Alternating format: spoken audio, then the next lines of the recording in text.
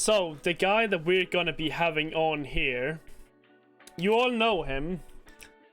He's a freak in SKM. His cam is always out of focus. He's a British man. He kinda looks like Jesus. And he is the Lord and Savior. I'm obviously talking about the Censored Lord. The man, the myth, the legend himself, yeah?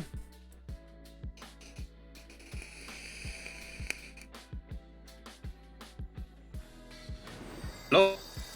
Oh my god, that's a bit close. F***ing See if I can move this back a bit. Jesus. Look, boys. The man's here. Right, I came out of the shower. Don't judge me. Don't judge me. There's no judgment here, man. The hair's f***ed. The hair's f***ed. How you doing, Sloth? I'm doing well. Thank you for coming on, man. I appreciate that. It's a pleasure.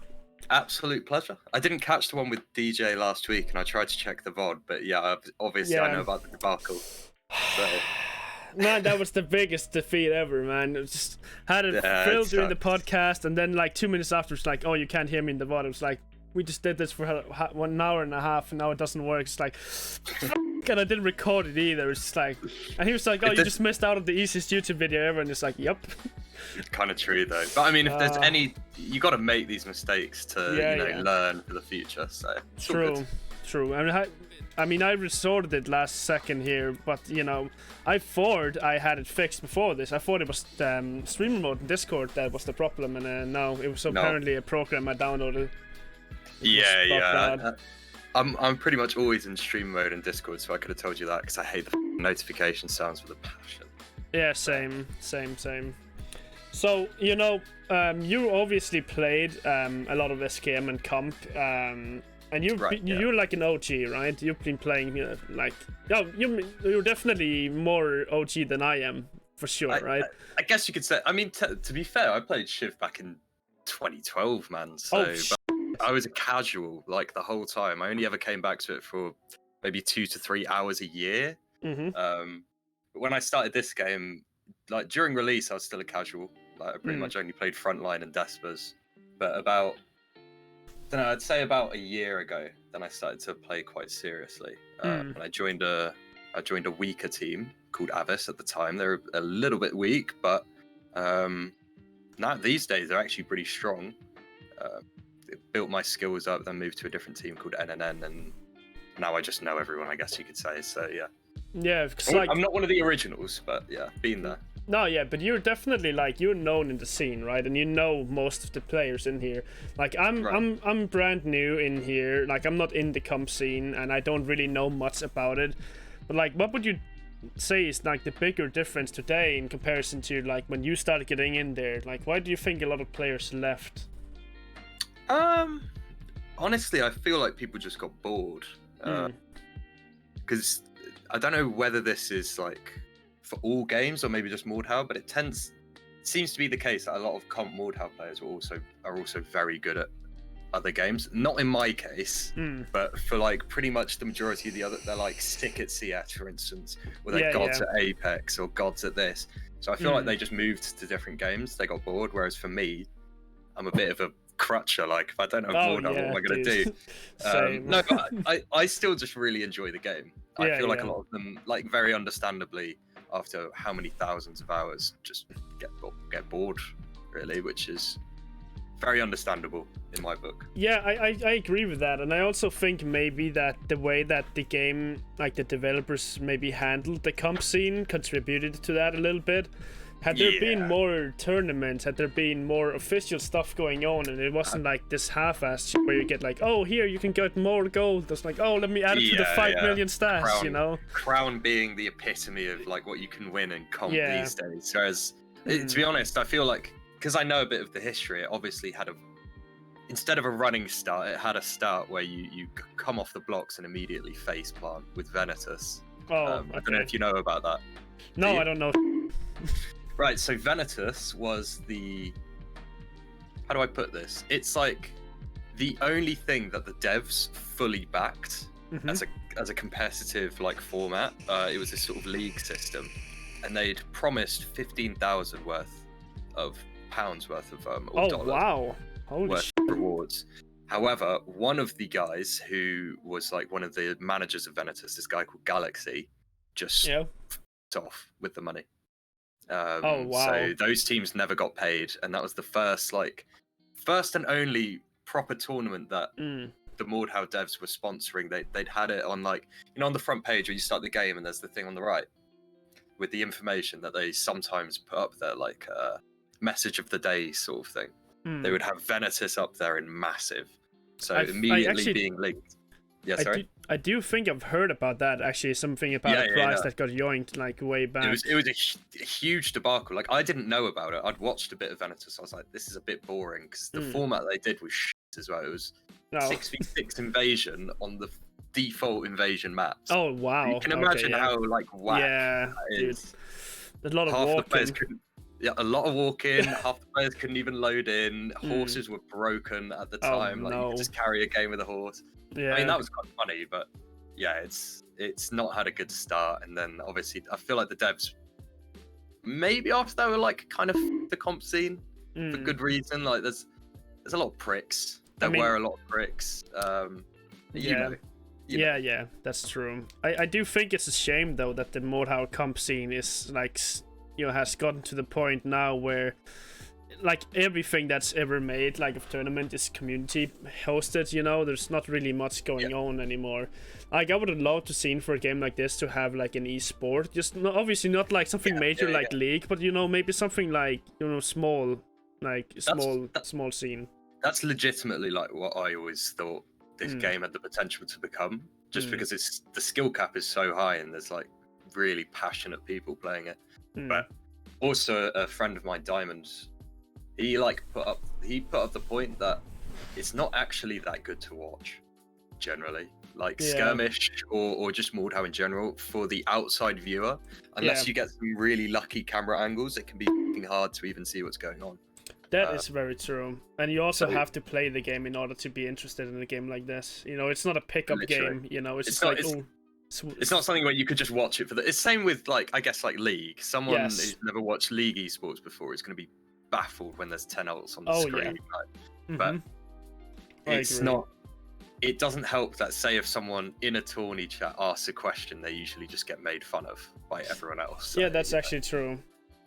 It's we don't help ourselves, let's just say that. Yeah, that's also one thing I was actually going to ask you, is how do you think the community is overall? I mean, there's obviously two sides of it, and as streamers we get to see both, and there's the very nice side of the community that is very supportive and have a hand around each other a lot. There's always someone helping someone else out, typically. 100%. And then there's the other, the more ugly side of it, where it's extreme toxicity. And I know that's a thing in every game, but as there's no filters in Mordhau, you really see it a lot, and it really stands out a lot. And because this player base is so small, you're going to run into these guys again and again, yes, causing problems. Yes, true. I've got quite a few thoughts on this, because I've been gaming for a long time, a long time. A real gamer, boys. Yeah, exactly. I was back on PS3 back in the day. I wouldn't say I was ever that good, but I've been playing games pretty much my whole life. Yeah. This is the one community where I've gotten the closest with people. I've met some of my favorite people I've ever met on games ever. But also, it's where I've seen the most bullshit, the most slurs, the most toxicity. I feel like an aspect of that is because a lot lot of it is one-on-one. So people get really in their emotions. Yeah, the ego thing is big in this game. Ego's huge. But another aspect, I think, and I was talking to some old Shiv vets, and I think they agree with me. On release, when I was playing this game, and I don't mean to bag on every Shiv player, because I know it's not all of them, but a lot of the best players in Mordhau, the old Shiv vets or the alpha players, were extremely toxic in chat. And I get the feeling a lot of the release players were like, oh, I see this beast absolutely dominating the lobby, and he's really toxic to everyone. When I get that good, maybe I should be toxic to everyone too. Maybe that's the cool thing to do in this game. Yeah. I feel a lot that was a large aspect of the downward trajectory. Whereas now there's less people. I feel like some of the more toxic people are reforming a bit. I don't know. Yeah, some of them are. Some of them are, and then some of them are deforming. I don't know. I mean, there's obviously always gonna be guys like Bear that's like taking like that extra mile, you know, like Bear to me is just a big troll. Yeah, I do think he is, but like you gotta respect his creativity in the way he flames you. Like the thing with at least my mom's alive and that kind of. It's not something you hear a lot, right? It's like kind of. I find him funny in small doses. After because I really like Bear when he's off of Mordhau. He's a pretty chill guy. Yeah. It's on Mordhau. It's a bit much for me. So, like, especially the dead mum shit. I think that's out of order. Personally. Yeah. I do also, agree. really hate how I'm seeing. Like, okay, guy says funny joke once. That doesn't. Have you seen how so many people copy that banter now? They're all saying, "Oh, your mum's dead." After you at least my mom's alive. Yeah. Everyone just copies the banter. It's like, if you're gonna be toxic, at least be original. That's what I agree. I think like it's actually funny because there's also people like Replo, right, where he can get like really heated in game, but like overall whenever I'm like seeing Replo, he's not really that toxic. He's not to me at least. He seems like a genuinely very nice guy, and I think that super competitive. He just gets to him. Obviously, you don't really want to patter it down without having the person there, but I honestly just think he gets too emotional over the game. I mean, I do think that's like a problem with a lot of these competitive, like high skill ceiling games, is that people get so invested. I 100% agree. I do think though that like when he's not on, he's like a very chill guy. Like he, like out of nowhere, he comes in. Like he once said that he hated me, like to someone that said I should rot and piss because I gambled him, like in the moment, right? And then like a week after, right, he comes in here showing big support, rating my stream, unbanning me from his chat, giving me admin on the server, all this kind of stuff, right? And like ever since then I've never had anything like about him. Like we first to 10 sometimes it's for the memes and shit like that, even though he eats my ass live, straight up. It's all for fun at the end of the day, especially I mean Red Blue beats everyone's ass. Like you can say what you want about the guy, true. He's a robot. Like no one is that good at dueling. He's ridiculous. I agree. He's just freaky. But yeah, like with Red Blue, I mean I met Red Blue in my first team ever, Crown Company, back in the day. There was quite a few people in there. There was I was in the B team, just putting that out there. I wasn't anyone special, but there was like Red Blue was also in the B team. There was like Bruno, there was Utro was in there for a little bit, just a bunch of like fairly OG players. And I remember Red Blue being on VC the first time I met him. Quality player, but just a chill dude. He didn't really say too much. He was like quite quiet. And then I saw him in ranked like a few months later. I beat him. No, I was 4-0 up with them all in ranked. That's when it first came out. Cue the litany of just shit in chat. He wasn't happy. And it's like, how did you get from being a chill guy on the VC to this? And I'm the same person. It's the same thing.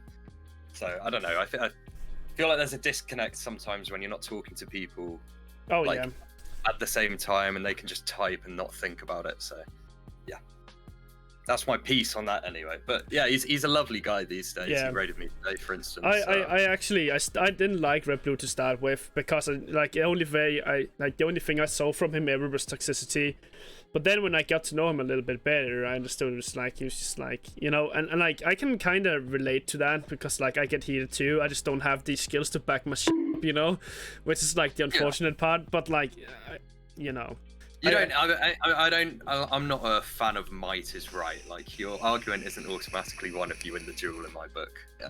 That's true. I know some people believe that, but yeah, that's true. At the end of the day, it is just a game. You gotta act in the way that you want to be acted to. I agree. I do agree with that. I mean, in games like Mordhau, it is fairly easy to get heated when something is frustrating, especially if you die the same stupid way like 3 times over. And like, everyone does. I mean, I do a lot of projecting when I die to something stupid, like if people gamble me, but I also do realize that at some level, it's my own fault for allowing it, but it's also just like, just why do you have to do this to me right now? Can you just not do it? Spare me the pain, man. It can like as lovely as a fucking I'm not going to say profession, but as a hobby, streaming is, because it is just doing your passion. Oh, You're just projecting your passion to the world. It can get fucking grating, especially when you're like, you're doing duels and you know that people are just joining so that they can do stupid bullshit that pisses you off. I'm just gonna barrel through this so I can hopefully get some bugs or something later that I'm going to enjoy. But I agree. Sometimes you just feel like the pinata that everyone wants to smash. Wait, so did you actually, were you a dueler boy once, or did you just go full throttle SKM like after? I was never really. I pretty much mained frontline to begin with, and then I had a little stint in Crown Company. Didn't do much, like worked on my dueling a little bit, but then I pretty much only played, Despers. Yeah. That when that server wasn't big, when it was just like a few people, the OG Despers Warriors, I was there pretty much every day. And that's how I learned, really. Like, I learned some very bad habits from Despers, but it does improve your 1vx a lot. Or XP. So like coming from someone that's not very good in duels, me, and then having played a lot of hours, then coming into SKM and seeing like, oh fuck, that's like a different world, right? Game, Holy shit, it is hard. Like, it took the wind out of me so bad. Like I've played for like almost 2 months now, like a little bit on and off. I can tell I am improving, but man, like the road towards getting better at SKM is so hard, because it's like you have to relearn everything from duels. You have to focus on everything else going around. Your awareness has to be like far greater, and you need to learn like completely different ways of approaching any fight, because like a lot of jeweler boys, which is why SKM players get pissed off at jeweler boys. It's because their way of defense a lot of the time is something that is just going to fuck over the guy next to you. It's holding S. Holding S is like the main one, but there's other things as well, like the people who just constantly circle all the time in duels. If you do that in between the two pillars on Contra, you're just going to get punished. There's so many things like that where you basically throw your teammate under the bus for your duel win, which we hate. We absolutely despise. But I can understand it. It's like in duels, that shit works perfectly. It's just a whole different box of frogs. Yeah, because like not only do you have to pay attention to where your opponents are, like it's easy in duels to like see what your opponent is going to be doing to some extent, because you're tunnel visioning. It's like there's one thing I gotta focus on this guy. What's he gonna do, and what can I do to counter it? When there's then people around you, like you have to make sure you don't bunk your teammate in the head with a maul, or like you have to pay attention to swing direction and stuff like that. Think two steps ahead, really. It's very, very difficult. Also, like coming into it now for someone like me that doesn't have any experiences, it's so hard, because like everyone that plays it like consistently are like higher levels, and I don't want to go in to a server where everyone is low levels, because then I could just duel them and win, and it won't teach me anything. So I have to play people that I gotta have to just get used to people like hard shitting on me super badly. And like, I'm not gonna lie, like whenever I have Bruno or Smile or Get Breath or like any of you guys, like Rebus, any of those, in like my ass is getting handed to me so much. Like I feel I feel like a bot in there. I don't know, I think you've been improving quite a lot, because you've been grinding it pretty hard. Like I remember watching the other day. I think that you had a very good day then as well, because you were making some pretty insane plays. Like that's something people also forget, is that you don't stay at the same. You're not always playing at the same level. Like some days, true. You just feel like a Greek god, just dominating the field. There's nothing to you. Then other days you feel like a slug. Yeah, you're just a fucking gremlin in the cave. Gremlin getting destroyed. But yeah, I mean, I literally watched you win a 1v2 versus Yeeping and Stinky, which is crazy. Crazy to beat. But then again, like, one thing is like getting it like once or twice. Another thing is like, it's so hard with this kind of thing, is because montages and shit like that doesn't really show it justice, because you take highlights out of like a lot of games, and it's the fewest people that can do that very consistently. And then like that's the same thing. Frequency will increase though. Like after you do it a few times, you just continue to get better and better, and then some aspects of SKM that often people who spent a lot of time dueling find hard become more natural to you over time. Like stuff like getting parries now, like double parries and triple parries is easier now, but it's also like sometimes you think, why didn't I get it there? But then again, like if someone misses you on purpose or like feigns or something like that, like, and you look at the wrong guy and stuff like that, you're just instantly getting game banged by like 5 at the same time. You gotta really pay attention. And I think it's much more fun than to duel because there's like way more depth in it. It's far more rewarding when you actually pull it off. Oh yeah, like I got a triple parry double kill like in one swing like a week ago or something like that. It made me feel like I was some fucking god. See, like... you remember that, whereas if you just beaten someone in FD10, you probably would have forgotten that. Yeah, but I mean, then again, I did Fist Bear once, and he wrote like an entire Bible worth of words in chat, and that I will not forget either. So that was funny as fuck. Yeah, I always see you whenever you're like, I'll be like just coming on to duel at God knows what o'clock, you know, not streaming, not doing anything. And I'll see ttv.sneakysoft, and I know if I duel you, you're gonna drop your weapon and try and fucking fist me every time. I mean, that is like my thing, right? Damn it. I mean, it is, but I'm just like, I'm gonna kill you. I'm not gonna let you get away with it. It's so hard now because like when I first started, no one expected it, and now everyone just knows it. Like there's like I have this almost like a list in my head of people I want to go for. I want to get Podes and I want to get Stouty, and like I still need Friper and Proxanis, right?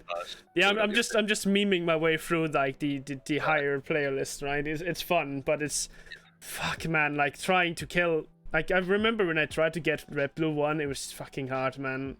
Yeah. He found me like 30 times before I got 1 kill on him. With it, but, you know. With Red Blue, I don't know. I feel like if you want to beat people who are so mechanically good at reading and you know keeping control of the situation, you've just got to don't care about what they say after chat. And you can take this from me as someone who gets, you know, called shit all the time. Just trample them. Just be an idiot. Do what you got to do to win that duel. Don't play it. If they start going, you fucking bot this, you fucking bot that. You know whatever you're doing is working. It's simple. Yeah. So whenever, I don't know, I feel like a lot of people, they think the epitome to this game is taking Greatsword and just more feinting your way to victory. Yep, that's true. Just try some different weapons. Have a bit of fun with the game. Yes, right? I'm starting to play a lot of Battle Axe right now, and a little bit of Poleaxe and Evening Star. Try hand axe. Try just try anything, you know? I feel like people would like, okay, there's one, like there's the GS only cringers, and then there's the sword only cringers. I've got big problems with them too. All right, if you only use swords, sad. All right, you're coming from me, sad. Try a different weapon, mate. All swords play the same. All of them do. That is very true. I do think it's healthy to play a variety of weapons, but I do also think that like if you're gonna sweat into someone that you know is like better, you're always gonna play your crotch weapon. Like let's say if I am to 1st to 10, you know, Red Blue or Post, I'm probably not pulling out the billhook that I have like 1 hour on. I cannot play one-handers for shit. Like I think I have like 5 hours in total of one-handers. Like I just don't get it, right? I need a two-headed. What? You should try them more. They're very strong now, especially in skirmish. Not more. No. Try them more. The one-handers. Like, I don't know if you know, but they got not just because of the stand buff, but they got a ginormous buff for skirmish this patch because you can hit into people's riposte now. So, say you take an arming sword, you can literally just be ballerinaing your way around, stabbing into riposte, and as soon as you get it in, just parry up because you can do that now. No lockout. So it's worth trying all these weapons because as soon as you learn to play a weapon, sorry to interrupt, but as soon as you learn to play a weapon, you know how to play against it. Generally. That is very true, though. That's very true. Like, I've always struggled most with one-handers actually of all the weapons, and billhook. I never played them. I literally can't play billhook. I don't even want to talk I don't about fucking know how the creatures that made those weapons are even like just. Well, luckily there's only like game. 3. There's about 4 billhook. There's about 4 billhook mains in all of EU. I have nightmares about billhook Bill. I swear to God. I don't mind billhook Bill. I don't mind spooky. him. He's a great player, but he does. I don't want to say crutches, but he relies on light build a lot. To like he's really strong in the 1vx. I don't mind him in duels Because as long as you just hold your ground, he's going to stam himself out generally. Because he's always flying backwards, doing more feints, kick feints, this and that, you know. That's also like the thing a lot with weapons that I don't like playing into. It's also that they are often combined with like higher movement speed armor. So it's like, okay, I now have to catch someone that is very quick, but also have weapons that are very quick to gamble with. Like to take like 1, 2, 3, and then axe buckler before like last match, right? You could barely fucking you could barely punish it if they just jump everything. You know what I mean? It depends. Like, there's actually a few ways of beating that. Ring's super hard to deal. Ring's the only person who I can hand on heart say it's almost fucking impossible to kill him when he's got that class, like light build one hand axe. Very, very good at surviving. But most of the other people, either they're gonna move too far back to even engage you again, and thus are going to waste stam trying to get back to you, like you can just hold off. Or something Xeon told me is whenever someone's doing, you know, the runaway backswing cheese, which a lot of these one-handers will rely on. Yeah, that are shambles. Just wait till they input. Don't input into them. Wait for them to input. You can either chamber feint it. They're already looking the wrong way, so they're probably gonna panic parry. You can chamber it. You can go around and then just attack them. You know, there's quite a few options. I'm terrible at it. Like, I'm really bad against Mordhau. These are the way you're supposed to beat it. It's like, very hard to fight from Mordhau because I'm just like holding out Shift W, so I just get kicked all the time. Yeah, that and also like when as soon as you think you're in range and you're like, okay, we do a little running. We do a little running, and it's like, oh wait, I had stam like half a year ago. Now they're turning around. There's like small motherfucker standing with a buckler and axe. And I just know my time has come. Just try and kick him. And it's hard, but it is kind like I do agree that it's good. The game has a good variety of weapons, and I do think it's healthy that there's different. That there's not just like one thing that's 100% meta. You always see something different in Mordhau. I think that's very healthy. Yeah, there's nothing more boring than a 5v5 with like 2 greatswords, 2 metas, and 1 survivor on each team. That is true. I mean, I do hate my occasional rat in this game. Like, there's nothing tells me more than a like 1-1-1 guy with a maul. That does my head. I don't know how to deal with it. I have not played enough to know like what builds to do and like what to fight into. It's like I'm just running and they're just running in circles around me. I'm just like, please stand still, man. Come on. All the comp players, well, not all the RG guys will make fun of me for complaining about my pugs all the time. Because as soon as someone starts flanking, I'm like, fuck's sake, it's ruined again. I just want 3 mid, 2 there, no flank. You can counter the flank by sending someone out to duel there, but does someone really want to duel all game? Probably not. That's the thing. So, don't you usually send the best dueler to the to the 1v1 place as well? Or so what do you do there? There's 2 schools of thought here. Like generally, as a skirmisher, generally we send someone to waste their dueler's time because we don't give a single fuck about what happens there. They're very low impact unless the dueler is immediately killing them. They're super low impacts. You can just leave them there all day. Because duels are at high level. Duels are 50-50 anyway most of the time. Yeah, that is very true. Yeah.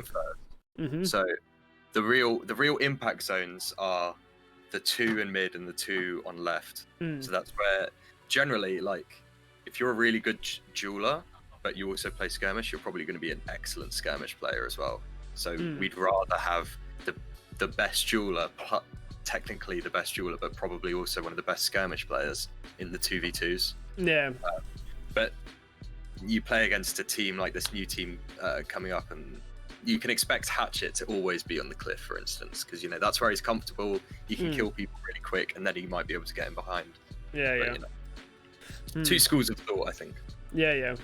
It's always nice to get a little bit of like input on like how like the strategy works, because like it's something I want to do way more, but I don't really do for some reason. I don't really ever think about it, but like playing with voice chat on in pucks and shit, I do think that it's a good way to like communicate and get, you know. As long as you don't mind getting like tilted at sometimes live. I mean, shit. I flame my chat every day, bro. Like they already know how it is. You'd be fine. But yeah, I think that's the best because, especially, well, in-housing especially, like as soon as you do something wrong, you Mm-hmm. already know that your team and the other team is going to let you know about it. So it's Oh yeah. basically the best way of negatively reinforcing yourself to do good habits, you know. And also it's just a load of fun when you've got a bunch of guys in the Discord. I mean, yeah, the amount of shit I've heard for me holding S too much or baiting my teammates, like the first good month I was playing, was like, I'm sorry. That would have been my internal monologue sometimes as well. I won't lie. Sometimes like we'd be doing 2v2s of Mm-hmm. Where is Roth? Where is he? It's like is he joining in Afghanistan again? What's going on? Yeah, it's like, you know, that thought process is like, okay, now I'm defending, so I need to move backwards from duels, and then when I'm attacking, I move forward to pressure, and it's like, you gotta remember, like, if you move back, your teammate is now 2v1ing, and you're watching. And you don't want to put them in that situation, especially if you're not good enough to win the 2v1 after either. Like, you should always just have your teammates back. I'm getting better at it slowly, but man, I still take myself in doing it a little bit.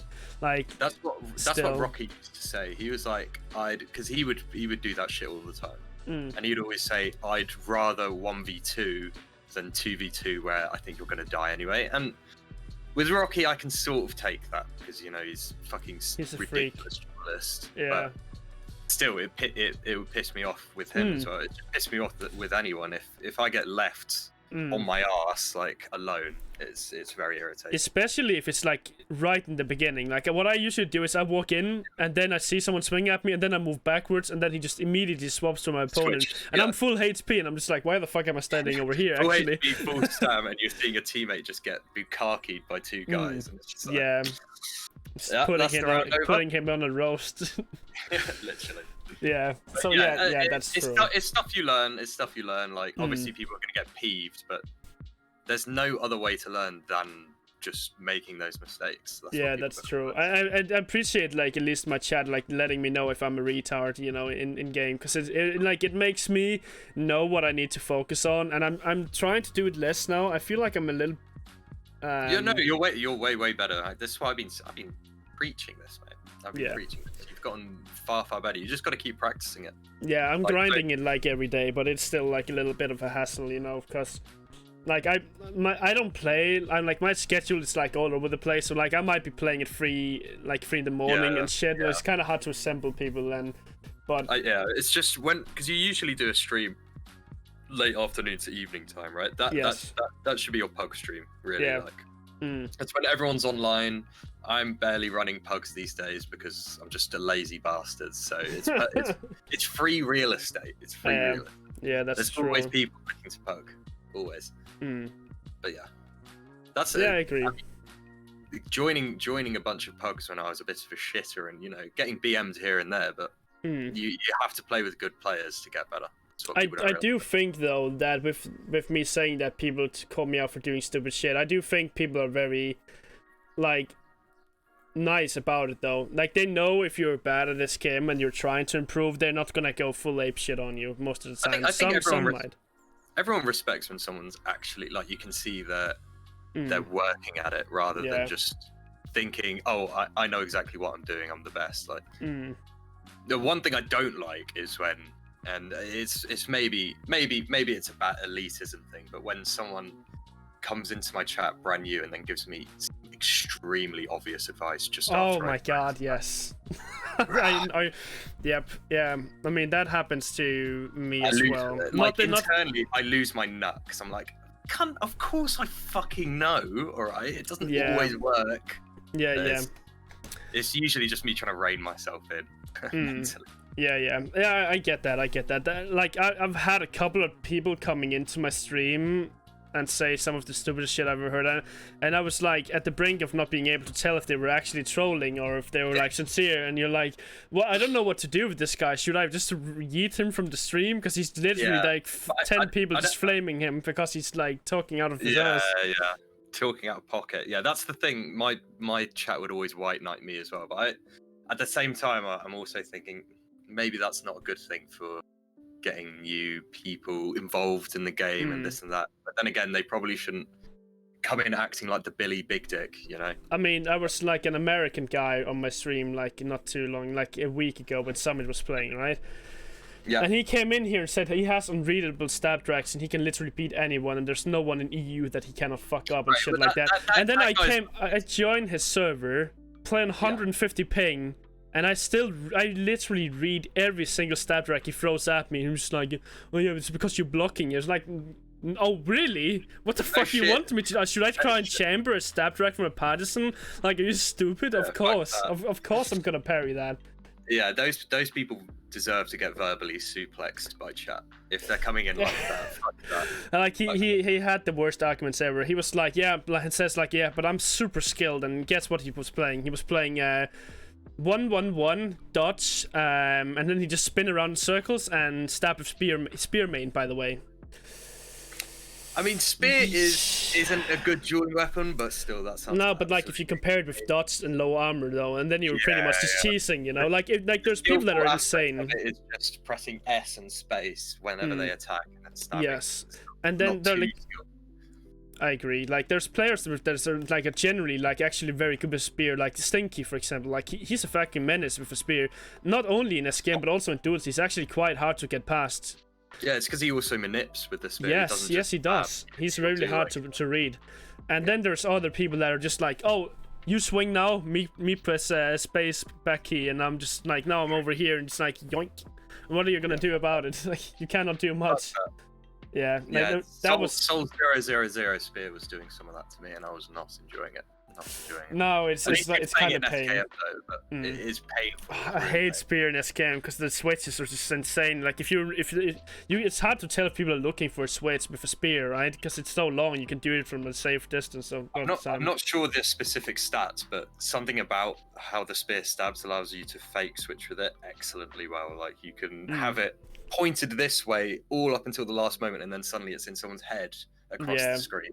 So that's what makes it dangerous. That's sort of the feints, like the feints on the spears. Like you could do them late, and like it looks like you are already through with the stab, and then it's just like nah.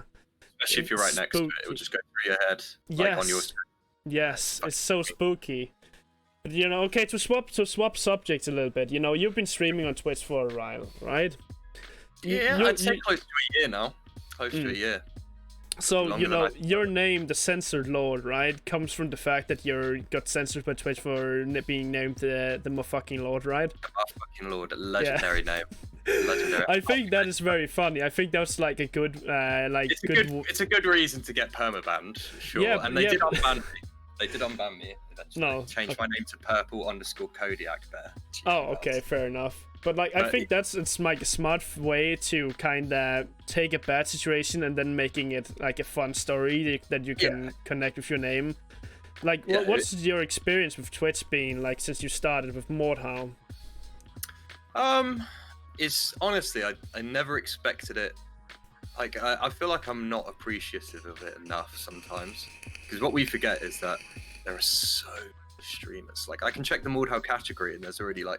There's 10, and Mordhau categories are tiny, and there's 10 to 15 people with 1 or 2 viewers. Yes. They'll stream for God knows how many hours. Oh, yeah. And then, I don't know, when I started out, I was just streaming completely for fun, whereas these days I'm almost viewer-orientated, which isn't where I want to be. Yeah, I know that feeling. It's like, it's kind of a curse, really, because you don't want to, but it's like on a subconscious level, you always want to do well. So if you have a very bad stream, you know, it kind of hurts you, like, to some extent, right? Yes, it does. It does. And it's also, you know, you have a lot of thoughts about, like, did I do something here? Like, why is no one tuning in today? Have I, like, you know, yesterday, like, I might have had, like, 30 average viewers. Today, I have, like, 12 or some shit. And you're like, oh, fuck. Yeah, some shit. Yeah, some shit, like, yeah, exactly, and he was like, oh, fuck, you know, I hope this is not like the rest of the week or month, or, you know, yeah. I know completely what you mean, it's like, but where was I going with this?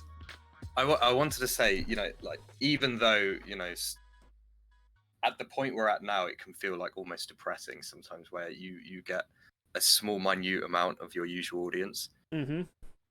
We're still, like, doing better than so many people, even with that. So there's a lot to be grateful for.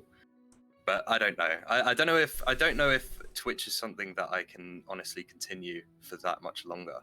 Actually, Oh wow. It uses so much time. It's like, I don't know.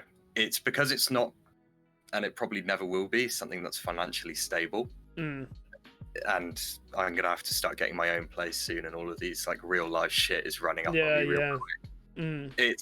It feels like a rush against time at the moment. Which I also think if you're gonna commit to a game like Mordhau, there's not much future in that, like long term. You know, there's just not. Like I think in the melee slasher genre overall, there's so much potential. Like it's a super undersaturated genre. How many games have there been? Like 4 in 12 years. Yeah, that's the thing. Compared to everything else, and there's a passionate like gamer base of it. Yeah, that's true. That is a shame. It's a shame because like if you were going from, for example, today, like or tomorrow, going from streaming Mordhau to League of Legends or Counter-Strike, right? No, you will see like 90-85% of your viewer base probably gonna be gone, like of the casual. Like it's gonna be your hardcore viewers that's gonna be coming by supporting you. And that's like also like a bitter pill to swallow, knowing that you're like they associate you with something else as well. If you want to diversify, it's gonna be almost impossible. Like because I always had in my head that I thought I might do a bit of streaming because I love gaming, I love talking to people. I used to actually hate being in front of a camera, but same. I'm very used to it by now. Yeah. But I always thought I'd be doing variety and things like this, because I get very bored playing one game. I love story games, but every time I try and move over to a bit of variety on my stream, immediately my head is just like, what are you doing? Your viewers are so low. You're tanking. You're tanking if you keep this up. Getting partners is going to be impossible. This and that. I feel like I'm at a juncture with streaming where sometimes I'm just phoning it in rather than doing it for the enjoyment. Yeah, and see, that's also the thing, right? Because a lot of people do that. I do that myself too sometimes. Like, I don't play Mordhau now every day because like Mordhau is like the supreme game. I mean, I do love playing Mordhau, don't get me wrong, but then again, like you can't exactly say it's very well supported at the moment. I have too many. Right? Like I'm not. I'll tell you right now, I'm not afraid. I got 2,160 hours. I've got 1,750 or some shit like that.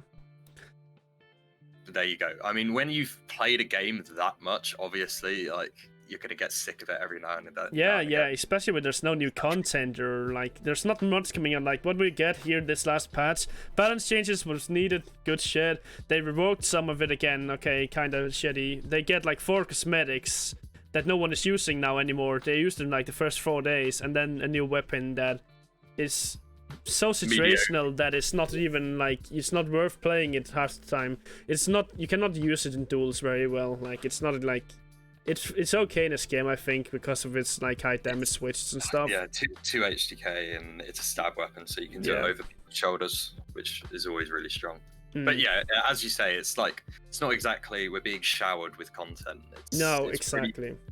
Far between. Like the times where I'm really enjoying this game is where I feel like I'm improving my skill. Same. Or having like very satisfying team play. But sometimes that's a bit too far between, Yes, I agree. I mean, I also. Oh yeah, go ahead. Oh, well, I was just gonna finish off with saying like a lot of the pugs that I run these days.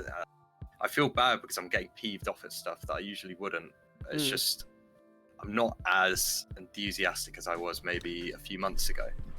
Yeah, there's gonna be occasional burnouts where you have like I think the best way to play Mordhau is like sometimes take a week break where you just don't touch it and then come back, and then you kind of appreciate it again a little more. And then I take those week breaks too infrequently, way too infrequently. Yeah, me same, because I also feel bad if I don't stream, because people are then gonna spam me Discord, where stream when, and you're like, okay, you also obviously that's quite nice though. That is nice, because it means that people cares, That's actually really awesome. Yeah, I do appreciate that. My Discord was a bit more fucking live. Like I've got a lot of people in there, but it's pretty quiet. I mean, mine is kind of dead too, but then again, like there is like the same like 10 people that occasionally write in there. But yeah, no, I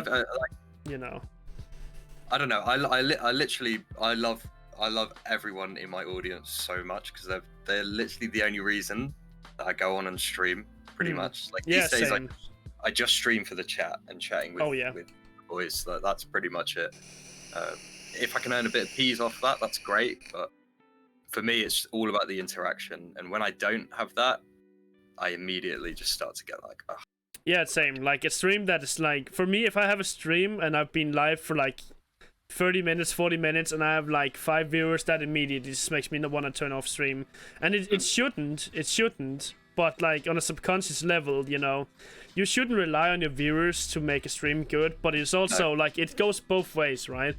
The streamer has to entertain the viewers, but the viewers also has to some extent entertain the streamer or engage them in conversation, right? And if there's no chat, you're pretty much just talking to yourself, and how much fun is that? I feel like a madman when I'm just sort of making jokes to myself and no one's talking in chat. It's like, am I losing my mind here? Yes. What's going on? Yeah, I understand that. Like there's some games where I'll still do it anyway, just because I'm enjoying myself so much, like Divinity or Tekken. Like I only had 2 to 5 viewers, but because I'm enjoying myself, I'll be talking the whole time. But it's rare. It's rare that you're going to find a game where I don't know. Some people are maybe super good at it, but I don't know. I don't even know what XQC was like on one viewer. Was he fucking as intense as he is like now? I doubt it. No, really probably not. And that's also the thing with a lot of small streamers, I think, that bites them in the ass, is that they don't have a viewer engagement, so they don't talk at all. But in order to have people follow you and like stick around, you have to entertain them from the get-go. Exactly. It's like that, like, you know, it's kind of like a circle that bites you in the ass a little bit. It's very hard to like get that started. Like, sometimes like, because a lot of the time on my phone, which I have my chat on, I don't put the viewer count on, and I try not, like these days I find myself alt-tabbing more and more to check it, which is bad. But like when I was in my best time of streaming, usually I just throw out questions or like just throw out a few statements while I'm playing my game and see if I got any chat interaction off that, and then hopefully that will start things rolling. But yeah, I don't know. It always feels bad to complain about this. But it's also, I think it's good. What do you say? It's well, I was just saying it's a blessing, you know, to be able to do this and to have people watch. Yes, true. But I also do think it's good for like the audience to understand like some of the stuff going through our head, because to some extent, right, they only see like one version of you, like for the most part. They see 2 hours of me per day. Yes, exactly. Not how I'm like all the time. No. Nowhere near how I'm like all the time.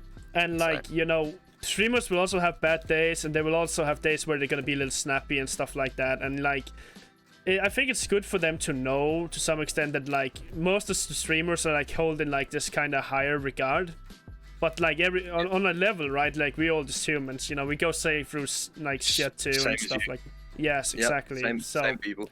It's good for them also to see the different side of it sometimes, as long as it doesn't like go to the extent where that's the only side to see either. You know? Yeah, you don't want to turn your chat into, you know, a free therapy session. No. That's what you want, but yeah, it can be. It would be.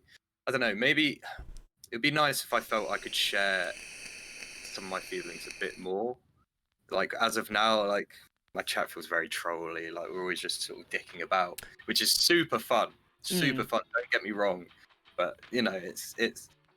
I'm sure people notice because they'll send me messages after. But sometimes I'm just not in a good mood, and you know, I don't really want to be trolled as much. I just sort of want to zone in. Yeah, that's kind of the same thing with me. So like at the moment, actually, and you know, I think that if you want to talk more about how you're feeling sometimes, I think like you have such a good community as well. Like everyone loves you for you. I generally think so. Like, and I think that they would all be very supportive. Not for the gaming, that's for sure. They've seen my fucking Apex clips. My God, disastrous. Yeah, but like, you know, like I think that they would all be very supportive. You know, I think so too. It's just, you know, you get a bit anxious, sort of sharing. Yeah, 100%. Like I'm literally pissing myself almost every Saturday because I have to do this, because it makes me super nervous, actually. I'm never nervous when I'm streaming. You're doing a really great job. But no, I know the feeling. It's like when I did my at university, I did a radio show. Oh shit! In the fucking morning, 3 a.m. Oh so no! no one's listening to that. You already know no one's listening to it. And I used to do some on the decks here, which just acts as a desk. Like you can see the beer bottle, beer can even. On the decks there, I would just do like 2 hours of pretty heavy music. And before, on the way walking to uni at like 2:30 a.m, I'd be bricking it. I'd be absolutely bricking it. Because I'd just be so nervous, and I'm like, why am I even nervous? No one's going to be listening. Yeah, like, looking back on it, but it's just when you put yourself out of your comfort zone. Yes, exactly. And like, I don't think there's anyone else that's doing like this podcast thing as of right now, at least. Not in this genre, at least. And I kind of wanted to do something a little different. I think it's nice. It's always scary though, because like you don't know if it's gonna land or if it's gonna be like. With like the ones I did with Jesus, like there was like a tournament going on. There was like Red Blue and Bear were streaming or something like that, and it was like, oh, there was like a lot of like all the viewers was like in another place. I was like, okay, fuck, is there gonna be anyone here and shit?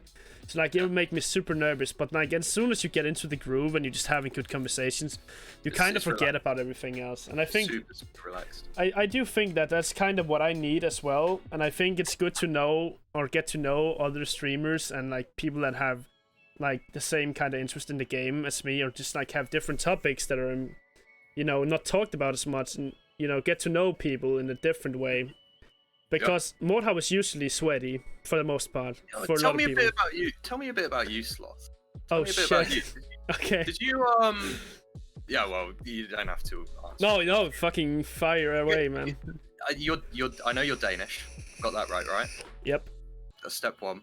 Well, so did you go to uni or anything, or did you just finish school and you're like, fuck this, not gonna? So actually, I'm on sick leave because yes, actually, yeah. So it's kind of like that's why I stream so much, because like I have all the time in the world right now. Right. I'm currently sick leave from uni or work? From literally everything. Like I'm currently being what the fuck do you call that?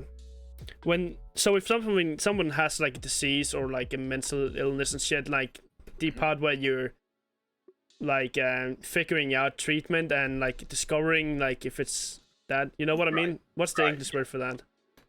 I don't think we really have an English word for it, so to say. I think you described it in a good way. Like, yeah, there's not much good rhetoric on this subject. Yeah. It's either you're taking a bit of time off, or some people would say you're getting sectioned, which is way above what's actually happening to you. Like being sectioned is I'm being diagnosed. That's the right word. Yes. Yeah, that's a good word I'm being diagnosed because I'm bipolar type 2, which is like the one that is a little more hectic, because it goes like moods go like this, like constantly, like throughout the week.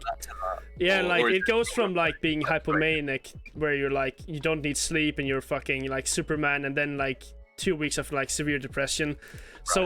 It's very hard for me to finish school or attend work because it's your mood's all over the place. Yeah, exactly. Like one day you wouldn't be able to pay me $500 an hour, and I would still not go just because I can't be asked, right? And it's like a little shitty. So I'm currently, on some drugs and shit, like trying to figure out like what to do next, because like in reality is that I'm probably not going to be working more than like 15 hours a week like the rest of my life. So that's like something to swallow. It's kind of a little bit weird to me. I'm not doing anything. I mean, you're extremely like self-aware about it, which is I don't think there's any reason to hide that kind of shit. And also, like, I just have to like, I'm adjusted to the fact that that's just my life. Like I've been like kind of fucked up like ever since I was like 15, 14.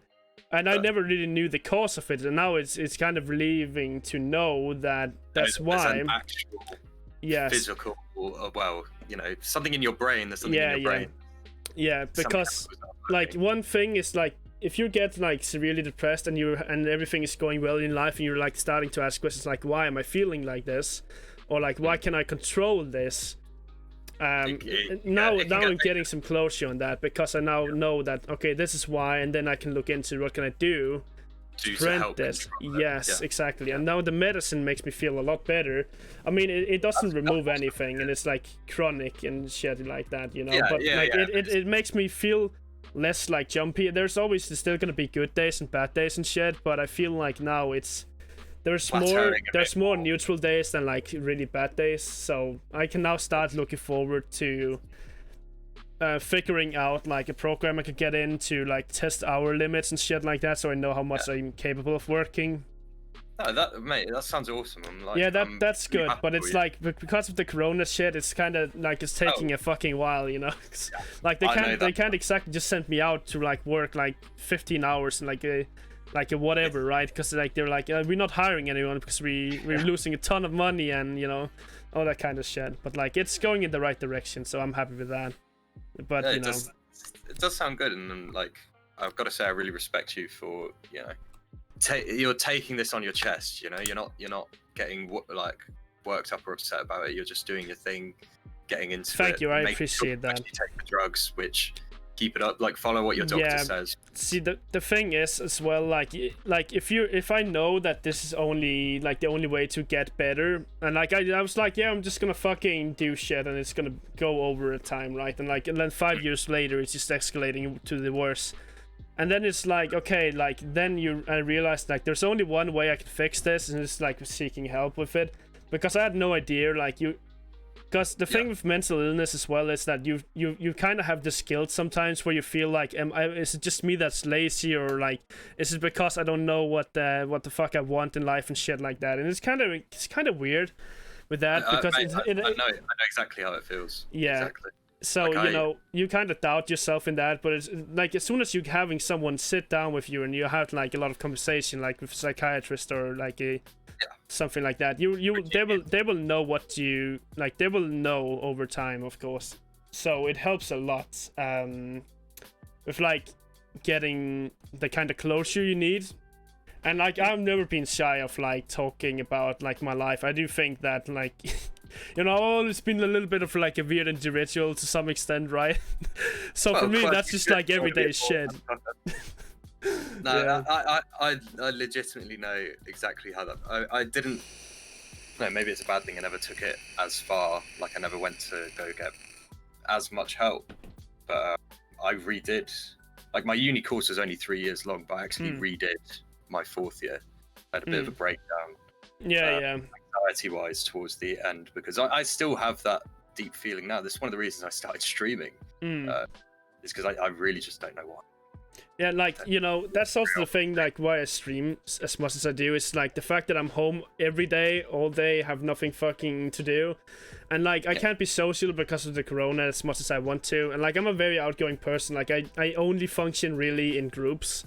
So if I don't have anyone to talk to, that would just, like, make me go from, like, the middle just to die, like, down instantly. So you've got a girl, right, though? Oh yes, I do, but it's, you know, it's not really the same as like no, like you still need like the. You still got your rock though. Yeah, like the thing is, yeah, exactly. But you know, you also need to, like, for example, if you get to work and you like your colleagues, or you go to school and you like your classmates, and you have different conversations, or like hanging out with your mates at the pub, you know, there's just variety in your day. Exactly, that's what you need. And I think streaming, it does a lot of that for me as well, because even though I don't see people like physically, I still get to have conversation, I get to know other people, and that helps me a lot as well. It's quite soothing, actually. Like some of my favorite parts of the stream are like before I even get into any gaming, like sitting there having a coffee, maybe watching a video and just chatting. Yeah, I've seen you do that a lot. I'm actually something that I want to start doing as well, because I don't do that at all.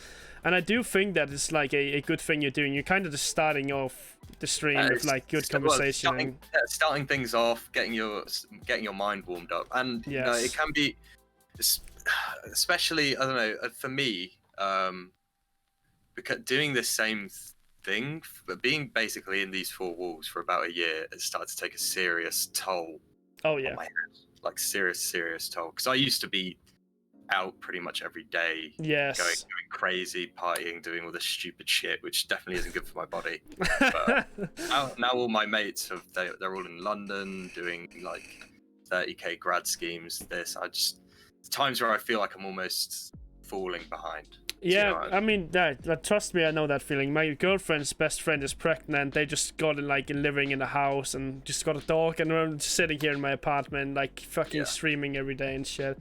Yeah. So you know, I mean, I don't even have an apartment. I'm still in my fucking parents' place. I mean that, moving like, soon, so. to be fair, like, don't underestimate the power of living at your parents. It is like it's such a nice, safe feeling as well. To be honest, I'll take that. Like, seeing as I'm ridiculously out of pocket right now, like I'll stay here for as long as I need to, but they're moving out next year, so I've got to get something worked out soon. Yeah. I mean, it is always nice to get your own place, but there's also things where you're definitely gonna miss home for sure. Like your mom's cooking, man. You're gonna be sad about that when you. Mate, I'm definitely gonna miss it. I mean, I've lived away from home for like 4 years of my life already, so I know what it's like. Oh, you know, yeah. I am ready to. Yeah, I really love like living at my own place with my girlfriend, but there's like the amount of freedom and making your own, like, just deciding everything. Yeah, the fact that you can make your own like rules or whatever you call them, your own tradition and your own kind of oh shit. Bear's out here raiding. What's up, Bear? What's up? Hello, Bear. How you doing? Hi, Bear. Hello. Wait, actually, this is a good point. I'm gonna go grab a drink, mate.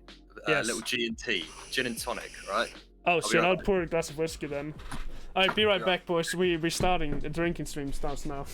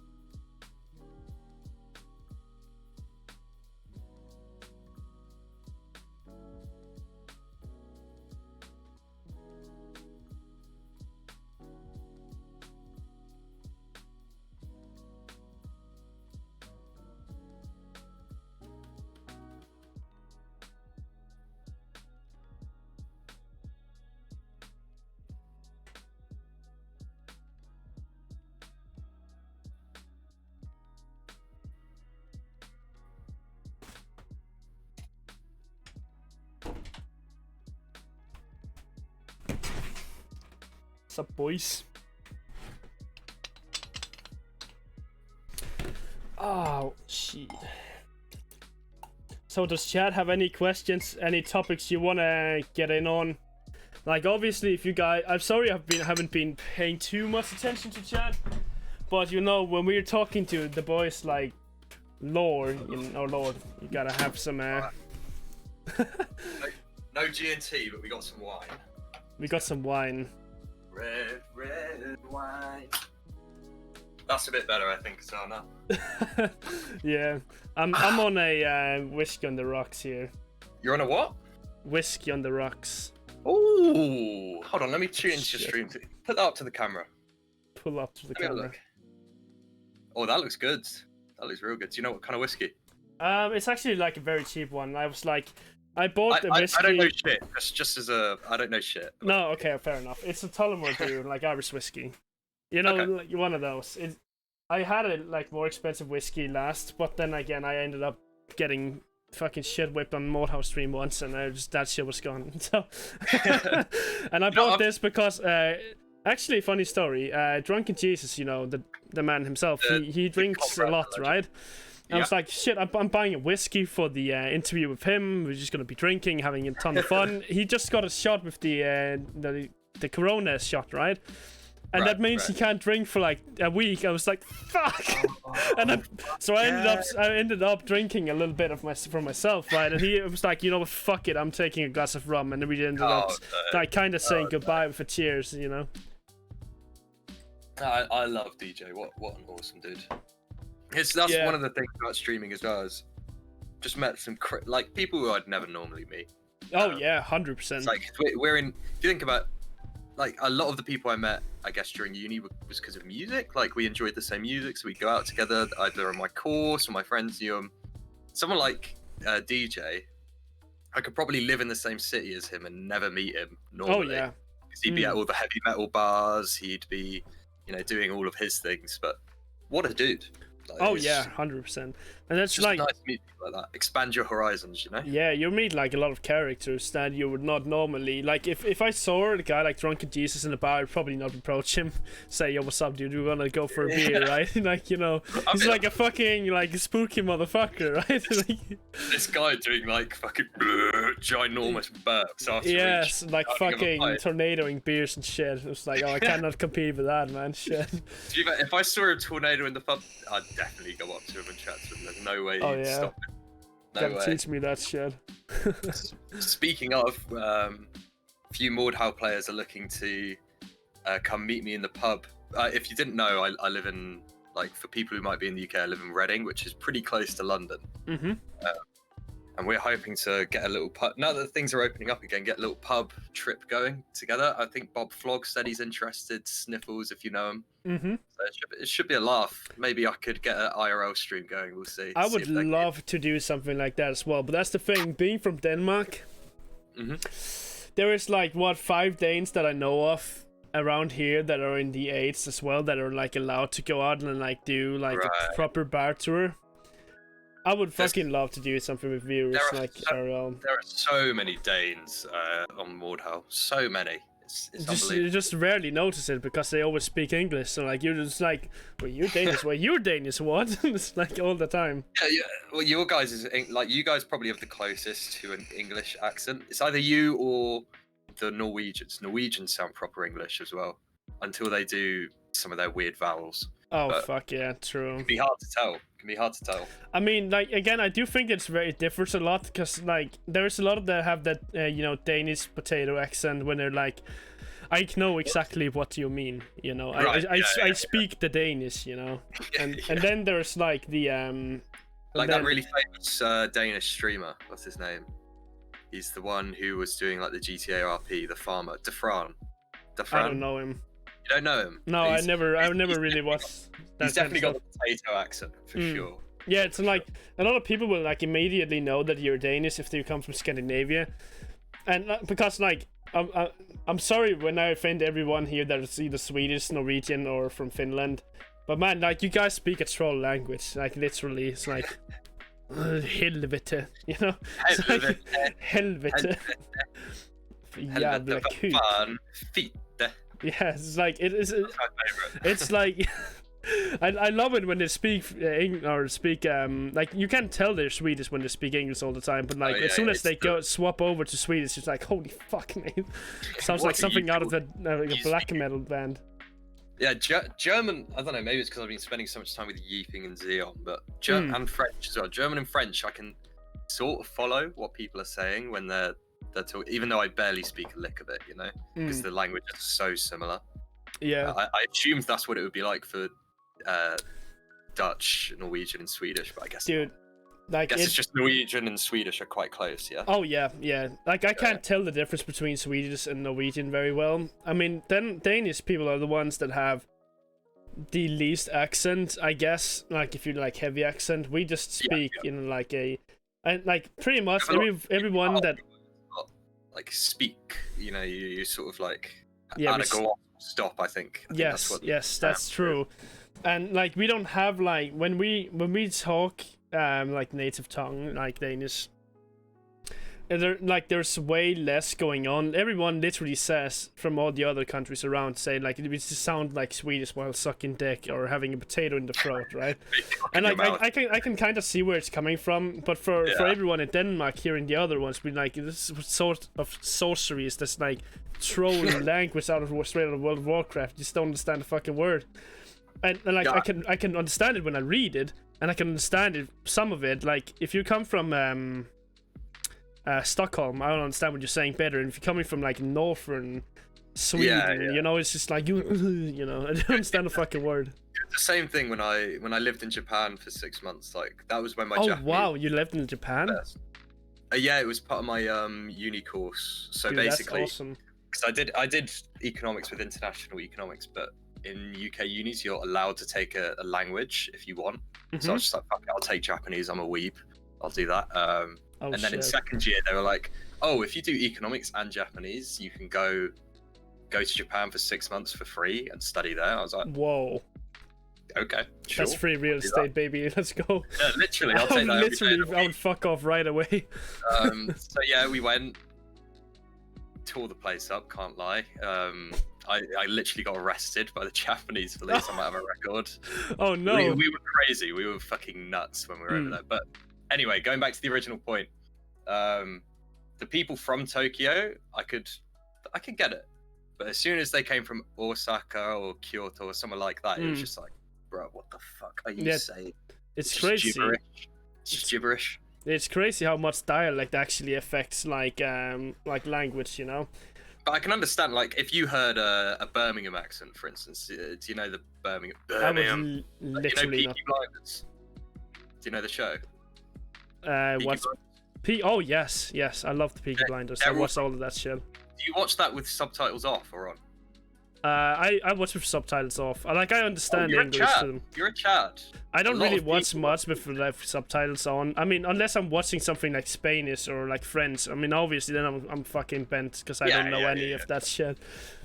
Well, you speak English like so well, but a lot of non-English speakers say that when they watch that show, even if they can speak English, they have to have subtitles on because dialect is so hard to understand for them. I mean, I'm not gonna lie. There has been a couple of episodes where I like skipped back like once or twice, like on a word. So I was like, "What the fuck was that?" You know.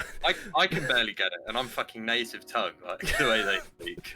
Oh, the order of Peaky fucking Blinders. I fucking like Arthur, man. When he goes in the rant, it's like, okay, shit, bro. Watch Chad.